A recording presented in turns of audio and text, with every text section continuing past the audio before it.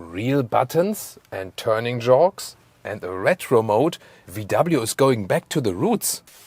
This is here the new Volkswagen Id.2, still in a very early stage. And today, for the first time, we can tell you everything about the interior of the next coming up electric Volkswagen, supposed to start under 25,000 euros or dollars. This is one of the new Volks EVs, whereas the other Vs were way more expensive so far. But what about the battery, possible range, and of course everything about that very interesting interior, going back to the roots with real knobs and so on, large instruments, everything of that here with Thomas Autogefühl in 4K, full screen, full length. Let's go. A short, quick overview of the exterior. You can see a more horizontal, bolder look, less roundish than the current ID models.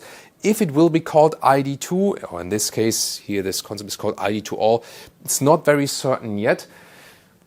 I would probably vote for Polo or Polo EV or something, but that is not that realistic. Maybe it will be called ID something, maybe it will get a naming, but which name would you prefer? Tell me in the comments. The Volkswagen executives also follow our channel, and then maybe they will also pick a name suggestion from you.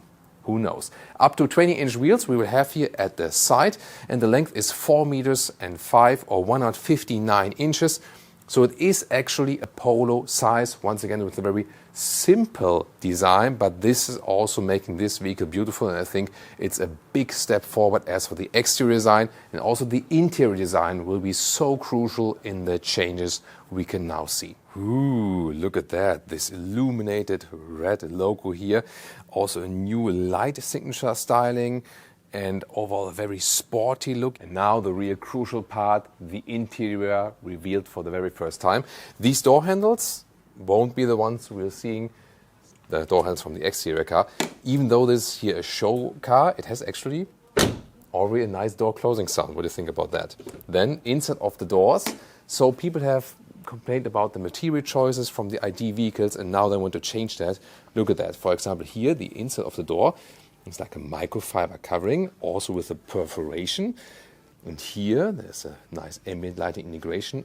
First of all on the top part here, then also in the lower part behind this panel here, also with a fabric covering, and there will be again galvanized buttons and also a manual control here for the side mirrors. And this is then here how you unlock the door from the inside. And this is basically one piece. Just the lower part here, this will be then rather simple material, but it is actually quite realistic. I've heard how this interior is also looking like from the material choices. And furthermore, the ID models, they had like this very small instruments, and then you got the head-up display. So now about the head-up display, they say we make the instruments larger again, but then no head-up display, because then the front hood supposed to be even longer, and that's not possible with this vehicle length axis. So it's a kind of design choice as well, and also not to make the car longer. Interesting, very interesting here, the seats. So these are also very new seats. In this case then fabric on the top part, microfiber on the outside parts, and I think that looks also quite cool as for the material choices. So they want to do two things in one. They want to increase the quality of materials again, yet at the same time simplify the interior. Then getting inside, and you have to think about that this is size-wise a VW Polo, if we have the combustion engine version. If you think about that, headroom here with 189 or 602, there's still some headroom left, and I heard that there will even be more headroom because the final version will have a slimmer, space here to the roof, and this will also be available with an electrochrome function, so you can actually dim that just with the button. Then you have this electric mechanism that you have like a see-through glass or the tinted glass. Steering wheel also with an all-new design, with this flying design I would call it, and also with the microfiber covering. And I think it's really cool to see these new large instruments once again, and they kind of replace the head-up display again. And if I have these large digital instruments, then I think I can also live without a head-up display. I found it always critical when you have neither head-up display nor digital instruments. I think at least one of them you actually need to make it safer. Yeah, Tesla Model 3 or Model Y owners say, I'm okay with that. Some at least say that. But I always feel the focal point has to be, to the front. Head-up display, of course, also far. But when you have it only here with the speed, then the focal point is to the side and also close. And yeah, that can actually be a problem. Seats are actually quite comfortable. And I definitely have Polo vibes. So although it will probably not be named ID Polo or something, I think it could be a very good electric successor of the Polo from my first seating impression, actually.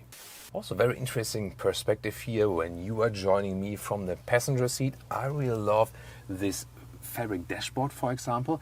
It has also this blue stitching, and blue is one of my favorite colors. And then you have this middle console here, very clean design, Tesla-alike charging pads, dual charging pads, they already work.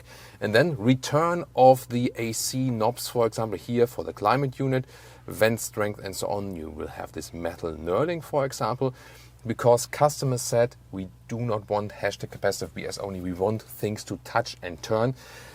What will also come, for example, a manual volume jog here in the middle console. That is not there yet, but we have this turning knob here, and this is the solution here. At the moment you press it, and then you have the volume control.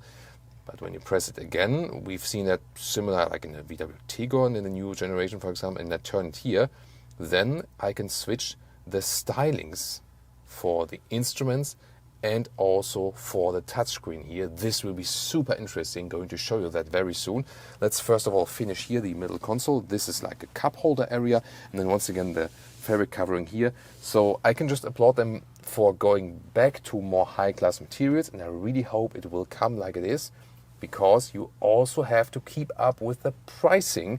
And at the end of the video, we'll also talk more about this really interesting pricing aspect. This is also an interesting idea. Here, a rear inductive charging pad for the rear passengers. Quite cool. Here, once again, we know that detail already from the ID models. Pause and play for the pedal and the brake. Around 11 inches on the left, around 13 inches on the right will always be this size. And I think it's a nice duo, and you don't have to have it integrated in one unit. I think it's fine as it is here. Then straight horizontal lines also on the dashboard, more microfiber covering. And if I then use here this turning knob, you can see how it switches both styles. This is like the normal modern current style, but I can also switch it then here to the classic mode. This is then VW Beetle or the vintage mode from Golf 1. This looks really cool, right? Let's check it out again in detail. So first of all, here the Beetle mode. Then I have this visualization of a manual radio, for example, and on the left side how it was in the very first Beetle. This as it would be like a metal plate here, for example. To me, definitely the favorite thing is the other vintage mode. This is then Golf 1 styling. For example, here in the instruments you have an digital analog speedometer. The seat heating can be controlled in the touchscreen still, so that is already working right here. Use the seat belt, I must, said my driving teacher with a green hat.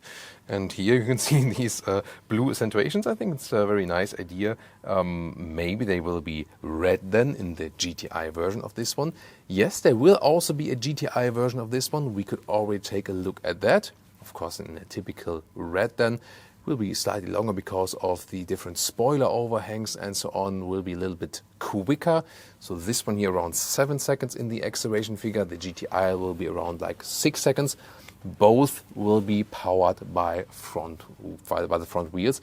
This is also going away from the Sofa ID MEB concepts where they have rear-wheel drive. Here going back to the front-wheel drive, for example, to give you once again more space there in the rear. So just to remember, this indeed will be the front door handle, a classic one. I've found a good decision, and the rear door handle will be looking like this with the integration, so you open it like this then. So don't be confused that the show car here has this door handle. This won't be in the final version. Rear doors, and once again nice material choices here with the microfiber. The top part here is more or less hardback, but it has a structure, and then the nice ambient light integration and a lot of covering right here. So they try to cover as much plain black plastic as possible. And then you can see it is a short vehicle, but it will be very interesting how much legroom I will have then still. And there you can see when I'm driving as a tall passenger in the front, It's not meant to house tall adults in the rear, at least not legroom-wise. Headroom-wise, it would exactly fit, actually, so that is okay, but definitely not meant for this purpose. But remember, it's just about 4 meters long. And then there's a very interesting concept to discuss here. Here, this seat bench, you have space underneath, and at this moment you can fold it up like this, and I found this very cool idea.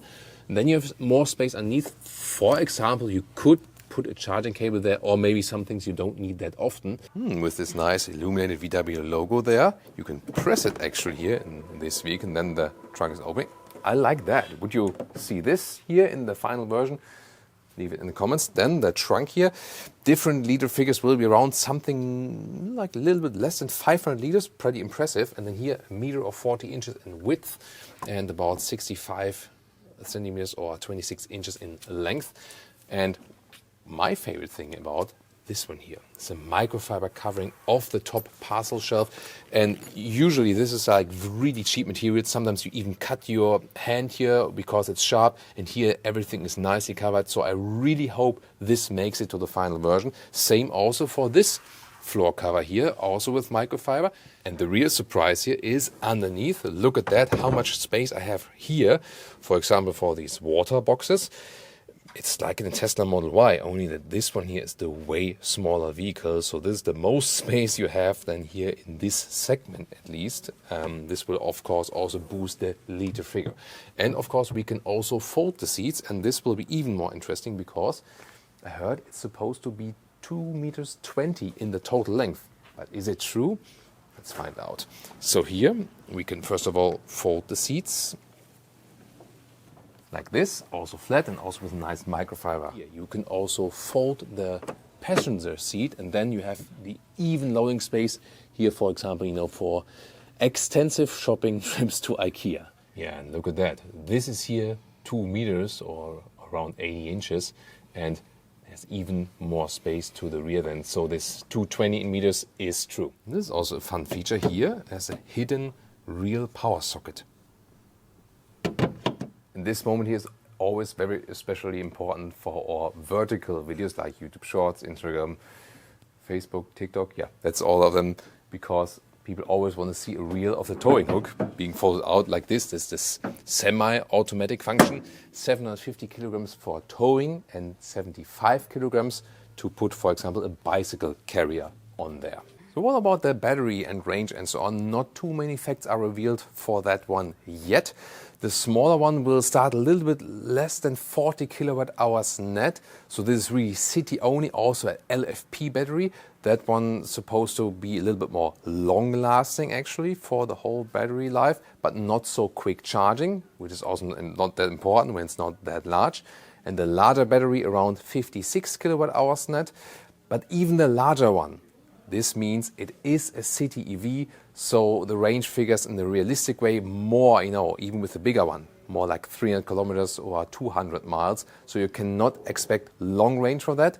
Then again, also when you have smaller batteries, there's also less raw material use and so on. So this has always pro and con. And of course, they try to keep the price lower. This 25,000 euros is of course then the end, or under 25,000 euros, of course just the entry price for the smaller battery version. Charging information will be released later. There is something like 20 minutes, 10 to 80% state of charge out there. But then again, if the battery is also not that large, it's also not that impressive as for the charging technology. We'll see more about that later. So the important messages to take away from this one here: exterior design, more bold, more German design once again, going away from this really round and fluent ID design language so far. Interior with real buttons, switch gear and so on, things you can really touch and turn and so on. And also going in some retro fun elements. I think that's also a cool decision, and try to be more upmarket, although lowering the price. That one, however, will only be possible if they go for rather small batteries. And then you will have a city use only. Schedule, by the way, world premiere end of 2025, and we'll keep you updated with that. Yes, they are late to the game, definitely. That's the catch.